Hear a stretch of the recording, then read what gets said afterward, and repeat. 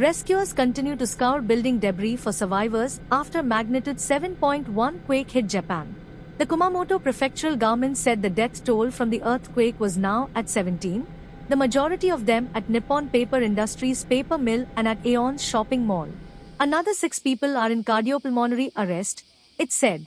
Including those still being investigated for a possible link to the quake, the death toll stands at 28, Japan's top government spokesperson said.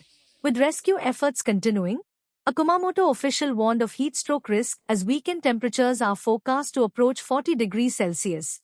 Japan's self-defense force is installing around 300 air conditioning units at evacuation centers and other sites across the prefecture.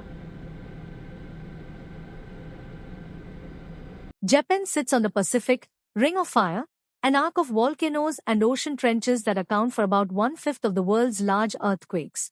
Strict building standards and regular disaster drills reduce casualties, but powerful tremors can still cripple the regions in which they occur. Japanese Prime Minister Sanae Takaichi said Thursday that the death toll from the recent powerful earthquake in Kumamoto Prefecture has risen to 30. Speaking at a meeting of the government's Emergency Disaster Management Headquarters, Takaichi said the figure, as of 12:30 local time, included people whose deaths are still under investigation to determine whether they were directly related to the 7.1 magnitude tremor.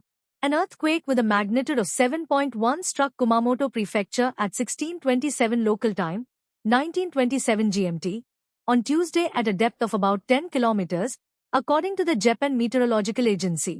Authorities continue rescue and relief operations in the southwestern prefecture as they assess the extent of damage caused by Tuesday's earthquake.